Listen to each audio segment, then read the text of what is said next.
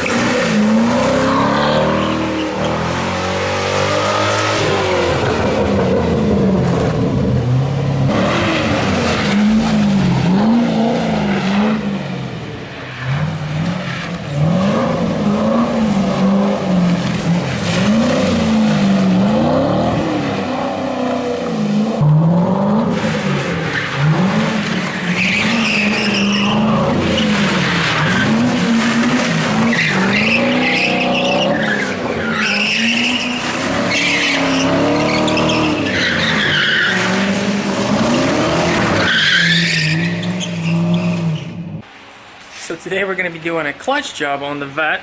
Unfortunately, it's not just any clutch job because Corvettes have transmissions in the back where the differential is.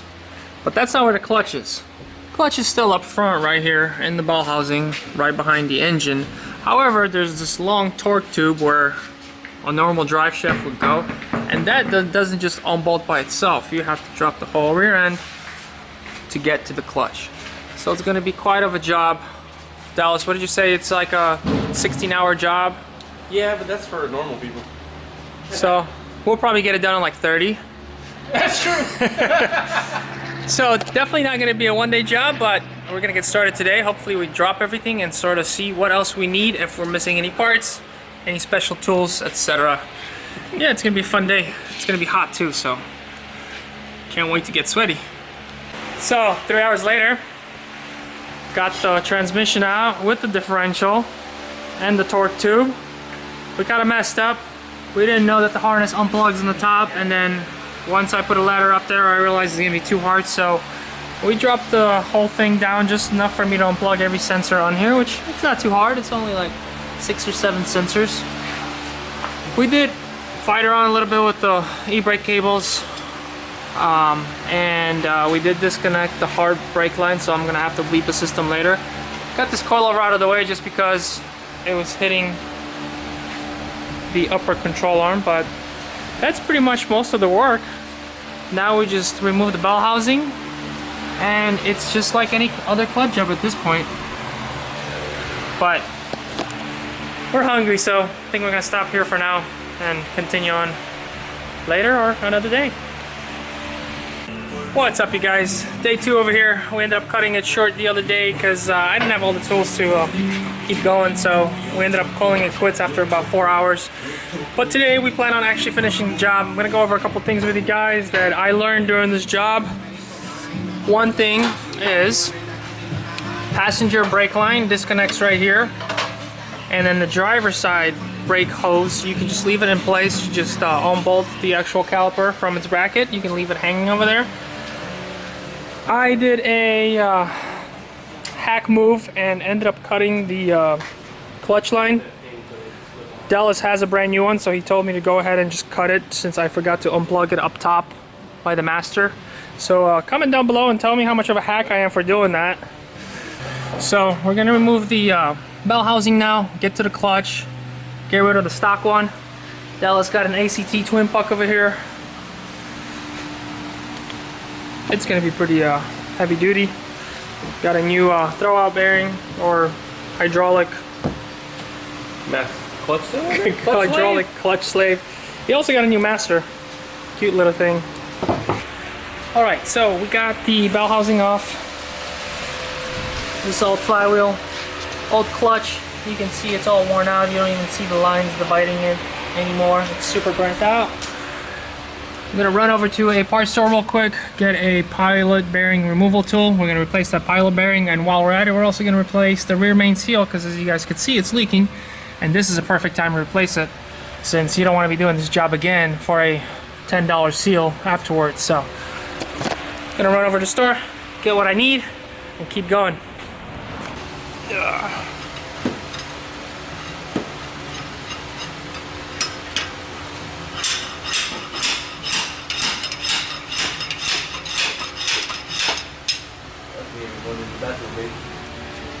And she's out.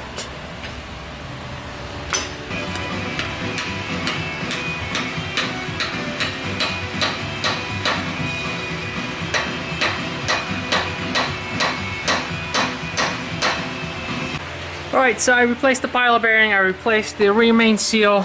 We got the ACT twin disc clutch on. We used ARP bolts for the flywheel.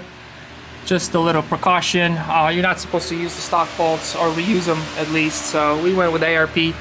So Dallas actually ended up doing his homework, and we picked up this aftermarket clutch bleeder line, which will go all the way to the top in the engine bay to make clutch bleeding a lot easier, because factory hydraulic throwout has the bleeder screw right up top, which sits directly up top, which is almost impossible to get into from underneath the car. So thank you, Dallas. Do you know what company makes this? It is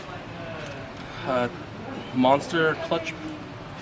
Monster Clutch? Monster Clutch. Well, we'll put a link in the description for all the parts that we use to make this easier for you guys. They offer different lengths. We took the longest one because, just once again, I want to actually feed this up to the top and be able to bleed the clutch from the top where the brake master reservoir is, so you can watch the pressure and the fluid level and everything all in one spot, making this job a lot easier. Theoretically, there's only like 8 or 9 bolts involved in this whole thing.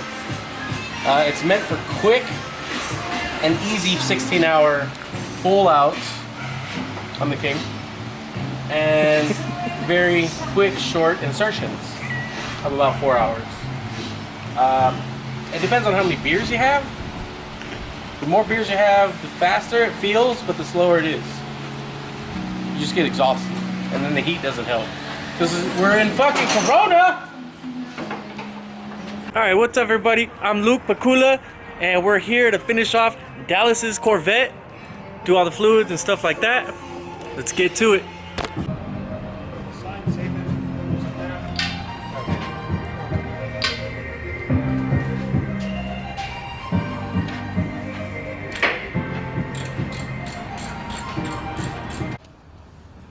So that clutch line I ended up cutting from the bottom there before, it's actually right here. The disconnect, it's hard to see, but it sits right here under the brake booster. I got the new one here. It's a quick disconnect, so it's fairly easy to disconnect before you drop the transmission. Unfortunately, we didn't do that before we dropped it, so we cut it. But it's alright. Like I said, Dallas got a new line, which I already routed here. And this is our new bleeder line for the hydraulic throwout. So we're going to install that somewhere safe and out of the way. And Dallas decided to get a new clutch master too, so we're going to add that on to the project. Have a whole new system. Okay, so to replace this clutch master, you actually have to get to it through the driver's side wheel well. There's this access cover right here. You just pull it down, and then you get to the clutch master, which is right there. You disconnect this little rod from the clutch pedal, and you just twist this clockwise or counterclockwise. I'm not sure yet. I haven't pulled it out yet, but it's got these little teeth right here. So you just do a little twist and pull. So the one thing I didn't show you guys is we had to take the center console apart, which you can get a little bit more info on that on my previous video of installing the hydraulic brake. We had to remove that to get to the shifter. The shifter is actually held by, I believe, like 3 bolts. I removed these, but that was unnecessary, and it's pretty simple. It's like a shift linkage. And it just bolts on right here to the side of the torque tube.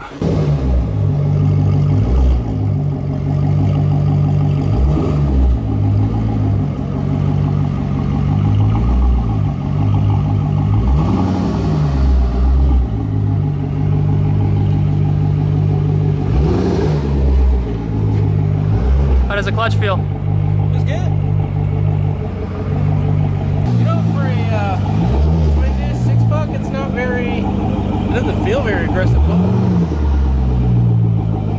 mean, it's like I know it'll grip, but it's not very. It's not like a normal 6-puck. All right, let me go for a spin.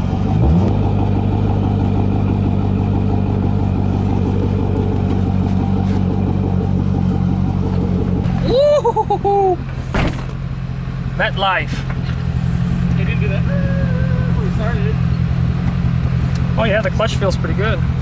It doesn't feel like aggressive like you think it would. Right. Like it's very maintainable.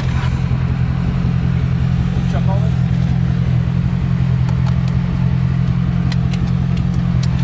Drift button on.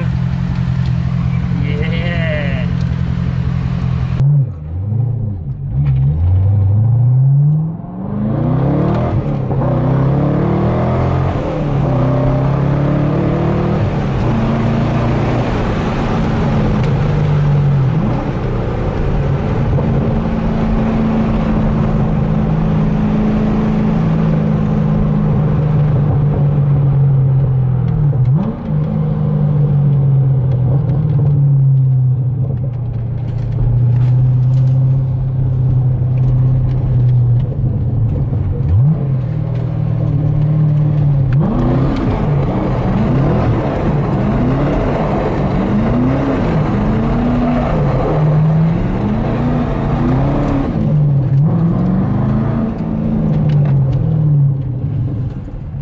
Clutch bites.